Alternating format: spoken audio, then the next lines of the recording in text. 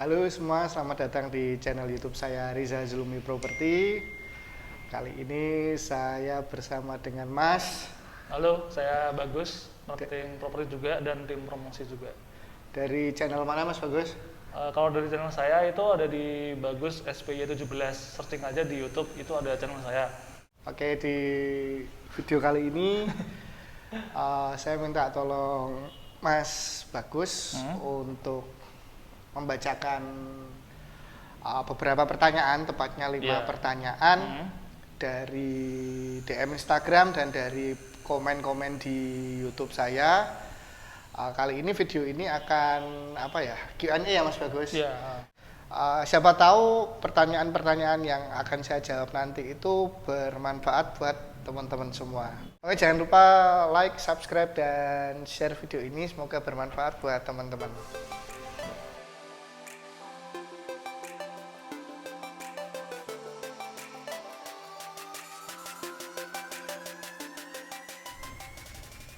Oke, sekarang kita bisa mulai Mas Bagus. Pertanyaan pertama.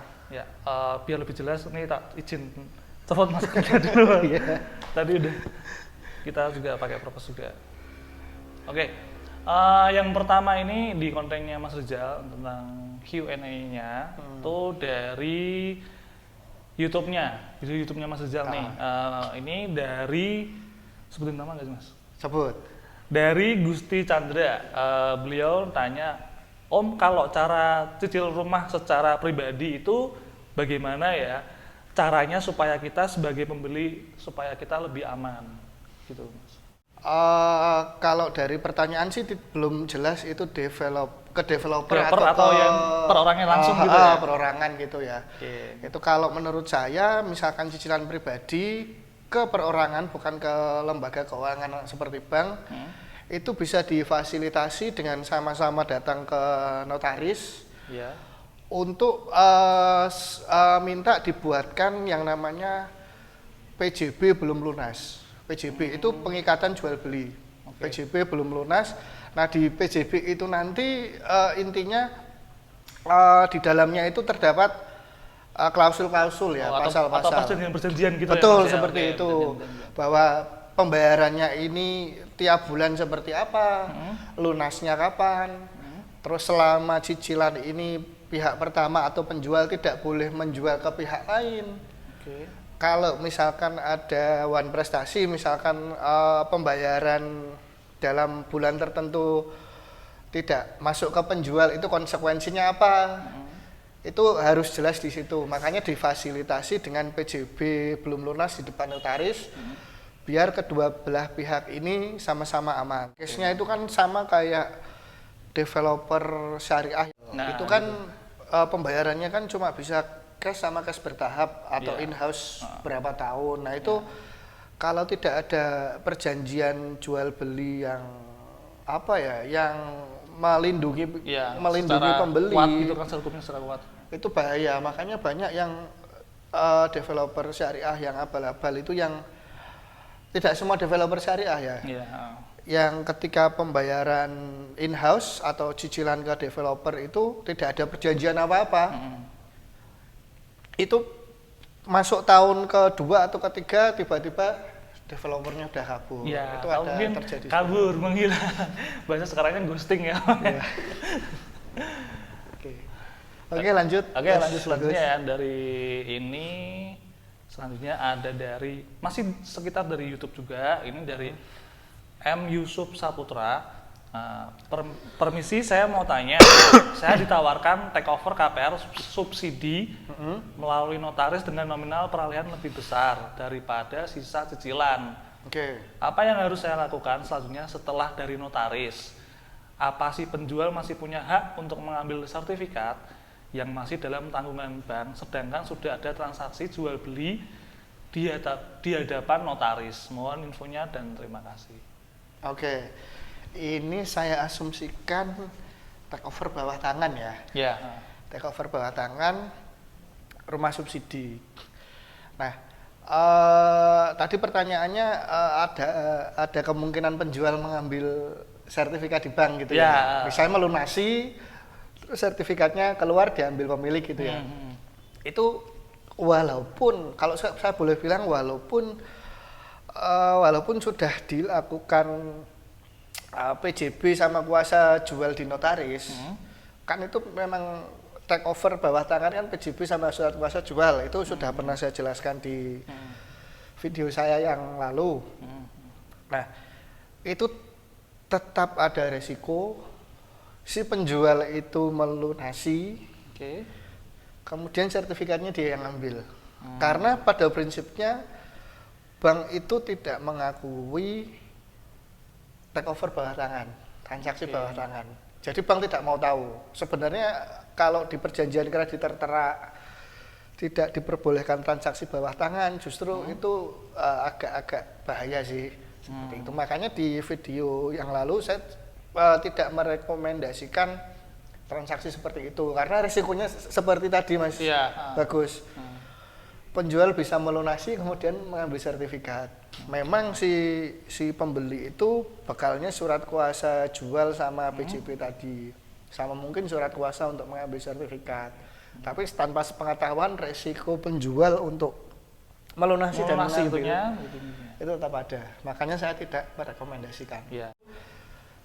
Ketika rumah subsidi itu diperjualbelikan lagi secara KPR secara resmi. Itu subsidinya hilang. Oh, berarti kalau sudah dialihkan ke pembeli yang baru otomatis secara kategori subsidinya berarti hilang gitu otomatis ya. Jadi cicilannya sudah bukan cicilan subsidi lagi sih. Oh, lebih ke komersil berarti. Iya. Berarti hilang gitu ya. Oke, next. Next itu ada masih dari YouTube juga. Itu dari akun Global Listrik. Tanya Bang, saat lunasan utang penjual di bank H+2 SHM baru bisa diambil. Nah, yang ambil SHM-nya itu harus tanda tangan penjual. Biar tidak tertipu, penjual lari atau bagaimana? Maksudnya penjualnya biar nggak lari gitu. Dia udah mau pelunasan nih misalkan nih kayak gitu. Kalau saya boleh saran berdasarkan pengalaman saya pribadi Mas Bagus, sebisa mungkin penjual dan pembeli ketika nanti datang lagi ke bank untuk mengambil sertifikat, usahakan sama-sama satu kendaraan. Oke, berarti sama mobil, bareng gitu ya? Satu mobil bareng. Kemudian gini, ketika pembeli itu melakukan pelunasan agar sertifikatnya penjual itu keluar, keluarnya H+2. Biasanya bank itu akan memberikan semacam tanda terima, tanda terima dari bank untuk nanti H+2 itu fungsinya untuk mengambil sertifikatnya, jadi harus bawa tanda terimanya itu. Nah, itu sebisa mungkin tanda terimanya itu karena yang melunasi dari pihak pembeli, sebisa mungkin yang pegang juga pembeli.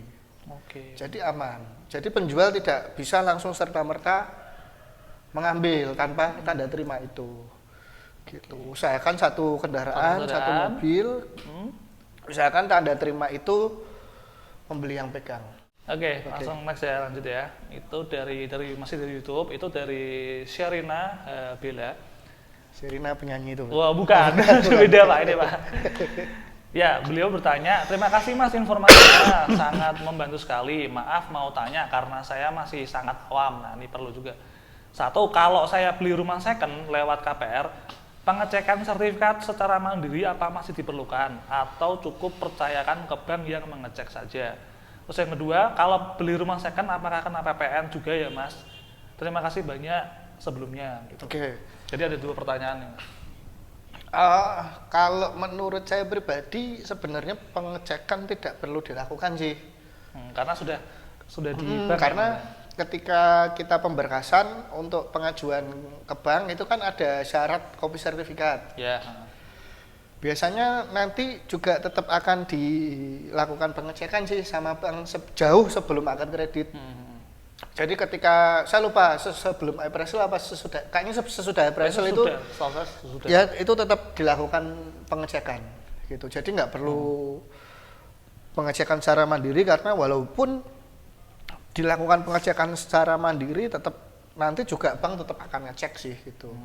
Jadi deal-dealan aja misalkan sama deal-dealan sama penjual misalkan kok nanti misalkan pengecekan dari bank kok bermasalah nanti tanda jadi kembali gitu.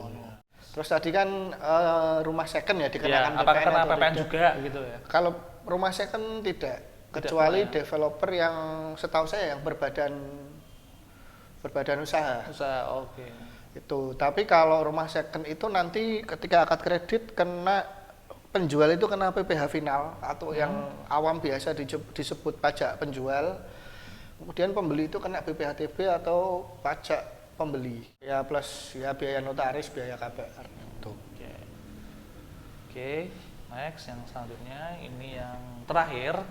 Oke. Ini ada dari namanya Gojek Erna. Oke. Maaf izin bertanya, kalau pemilihan rumah second pribadi DP-nya itu bisa kembali atau tidak? Terus tentang kesepakatannya, maka kalau DP-nya misalkan 500.000 saja, bisa apa tidak? Terus lalu apa yang dimaksud dengan kurang bayar pajak PBB tahun-tahun sebelumnya? Kah maksudnya soalnya kalau BPHTB atau pajak menjual dan pembeli yang akan dibayar pas mengurus di notaris, maksudnya apakah itu pajak penjual yang harus dibayarkan setelah pengurusan di notaris seperti itu? Oh, oke. Iya, pertanyaan sebagainya. Oke, pertama tanda jadi itu Ya, bisa kembali atau tidak? Ya, atau DP-nya lah, itulah. Itu tergantung kesepakatan. Tergantung kesepakatan ke penjual bisa kembali atau enggak. Itu tidak ada aturan baku sih Mas Ya, Bagus. tidak Sebenarnya ada. tapi kebanyakan yang saya temui itu hangus. Misalnya pembatalan sepihak dari pembeli. Terus yang kedua, apakah boleh DP atau tanda jadi itu 500.000? Ya boleh-boleh aja kalau penjual mengizinkan. Tapi biasanya Jarang ya Pak ya kan? jarang ada yang mau. Karena terlalu minim sekali. Ya, ya. Karena penjual pegang DP itu kan artinya dia kemungkinan Iya. akan menolak pembeli lain yang datang. Jadi kalau 500.000 sih saya jarang sekali yang mau. Biasanya paling enggak 5 juta. Oh, iya. Biasanya loh, tapi ya nggak tahu, kadang ada orang yang mau 500.000 nggak apa-apa kan, tergantung penjualnya. Kemudian yang dimaksud kurang bayar pajak itu bukan belum bayar PBB-nya sih, tapi kurang bayar pajak itu adalah pajak yang dibayarkan pada waktu akad di notaris, akad jual beli di notaris, yaitu pajak penjual PPh final dan pajak pembeli yaitu BPHTB, itu dinyatakan kurang bayar oleh Dispenda. Terutama BPHTB atau pajak pembeli ini dinyatakan kurang bayar oleh Dispenda, Dinas Pendapatan Daerah. Nah, kurang bayarnya ini dalam arti gini Mas Bagus. Dispenda itu kadang melakukan survei atau cross check ke rumah yang dijual tersebut. Dia akan menilai benar nggak sih harga yang dilaporkan notaris ke Dispenda itu benar nggak sih segitu, atau mungkin Dispenda punya penilaian sendiri dalam arti oh ini nggak bisa, harusnya lebih mahal dari yang diajukan notaris gitu. Ya itu artinya ketika di notaris itu kan ada perhitungan pajak, pajak penjual, pajak pembeli tadi, PPh final dan BPHTB. Patokan perhitungannya ini biasanya kalau di Semarang ya, itu dari NJOP dinaikkan, terus rumusnya berjalan. Oke. Itu rumus baku berarti ya Mas ya? Rumus baku. Ya, rumus bakunya. Rumus baku. NJOP dinaikkan, kalau pajak penjual dikali 2,5%, pembeli dikurang 60 juta kali 5%. Nah itu harga yang dinaikkan tadi itu harga yang tertera di AJB. Itu harga yang disepakati antara penjual, pembeli dan notaris. Nah yang dimaksud kurang bayar itu apabila penilaian Dispenda terhadap rumah atau tanah tersebut ternyata kok lebih tinggi dari harga yang disepakati notaris, penjual dan pembeli tadi. Itu maka ada selisih pajak yang gitu harus dibayarkan. Tetapi memang Dispenda itu setahu saya tidak kaku lah. Kaku dan juga itu kita bisa ke datang ke sana untuk minta keringanan itu bisa. Itu yang dimaksud. Negosiasi gitu kan. Itu yang dimaksud kurang bayar pajak, kira-kira seperti itu. Oke. Moga-moga jelas. Jelas.